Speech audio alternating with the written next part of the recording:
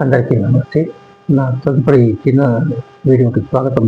తదుపరి సమాచారం, నాకు బాగా తెలిసిన వాళ్ళు ఇతర రాష్ట్రంలో ఉంటారు. ఆమె ప్రభుత్వ ఉద్యోగం చేస్తుంది. ఆమె చేస్తూ ఇబ్బంది కలిగింది ఆమెకు ఆరోగ్యరీత్యా. అందుకు ప్రభుత్వ ఉద్యోగాన్ని వదిలేసింది. ఆమె రిజైన్ చేసేసి, ఎందుకు చేసావమ్మా అన్న నేను ఫోన్ చేసి అడిగాను. బహుశా ఆమె ఫోన్ చేస్తే చెప్పాను, జ్ఞాపకం లేదు. కానీ సుమారుగా 6 నెలలు సంవత్సరం దాటిందేమో, జ్ఞాపకం లేదు.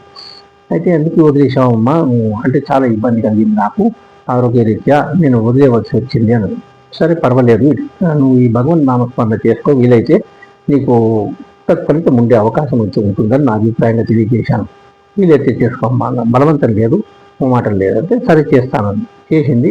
తర్వాత ఫోన్ చేసి చెప్పిందో, నేను ఫోన్ చేస్తే చెప్పడం జరిగిందో, మొత్తానికి ఆమెకి ఒక ఫలితం వచ్చి ఇచ్చారు, అద్భుత ఫలితం. అదేం ఫలితం అనేది తర్వాత తెలియజేస్తా అన్నారు. కానీ పర్వాలేదు, ఎప్పుడైనా చెప్పాము, మీకు ఓకే ఫలితం వస్తే నాకు అదే చాలు, అదే ఆనందం, నాకు ఏం ఇబ్బంది లేదు, హ్యాపీగా నువ్వు చేసుకోవచ్చు. కావాలంటే ప్రభుత్వ ఉద్యోగం కూడా చేసుకునే మళ్ళా ప్రయత్నం చేసి చేసుకోవచ్చు, అవకాశం కూడా కల్పిస్తారు స్వామివారి అమ్మవారు నా అభిప్రాయంగా తెలియజేశాను. ఈ చిన్న వీడియో ద్వారా తెలియజేయాలనిపించింది నాకు, అందుకు ఈ సమాచారాన్ని తెలియజేస్తున్నాను.